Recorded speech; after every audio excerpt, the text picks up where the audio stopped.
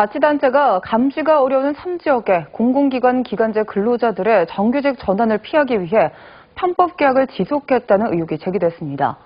기간제 근로자 가운데 무기계약직 전환자를 선별하는 과정도 형평성에 어긋났다는 주장도 나왔습니다. 보도에 강서영 기자입니다. 육지로부터 약 40km 떨어진 여수시 삼산면 손죽도. A씨는 지난 2013년부터 2018년 초까지 손죽도에서 쓰레기를 소각장으로 운반해 태우는 기간제 환경미화원으로 일했습니다. 기간제 근로자법상 기간제 근로자가 근무한 지 2년이 지나면 무기계약직으로 간주돼 그에 준하는 처우가 지켜져야 합니다. 그럼에도 여수시는 4년 5개월간 1년 간격으로 A씨를 기간제 근로자로 고용해왔습니다. 이른바 쪼개기 계약을 통해 정규직에 준하는 무기계약직 전환을 사실상 막아온 겁니다. 우리가 됐을 때부터 이제 무기계약직이 언제 되냐고 이제 물어봤을 때 시효만 나면 무조건 해준다는 식으로 이렇게 해왔어요. 그 기대감으로 지금까지 일을 해왔는데 4년 반 돼요. 소각장이 있는 여수시의 섬에서 지속적으로 기간제 근로자를 고용해왔는데 취재 결과 5명이 기간제법 위반 우려가 있는 것으로 드러났습니다.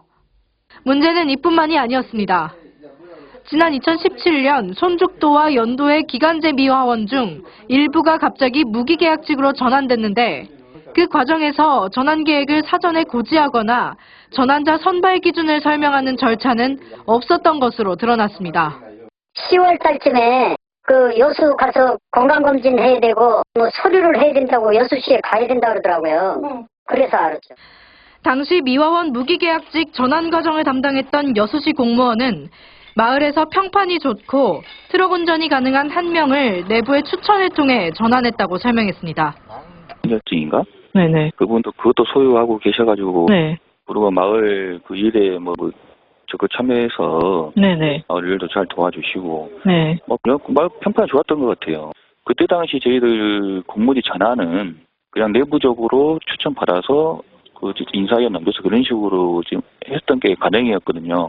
같은 조건이었음에도 무기계약직으로 전환되지 못했던 직원들은 이 같은 기준과 절차를 납득하기 어렵다고 토로했습니다. 한 사람만 우리도 알지 못하는 사이에 몰래 어떻게 해줘가지고 하면은 당연히 불만이 나오겠죠. 일종 대형 면허가 있으면 운전을 할 수 있죠. 이 사람도 있어요.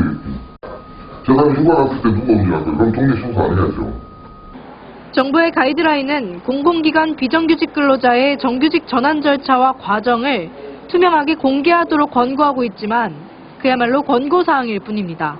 공개적인 절차를 진행을 안 하고 공개적으로 안 했다라고 해서 그게 법 위반이다, 제재를 가하고 이런 성질은 못 돼. 외부와의 접촉과 감시가 어려운 섬지역 공공기관에서는 부당한 노동계약이 이루어지고 있다는 목소리가 커지고 있습니다. MBC 뉴스 강서영입니다.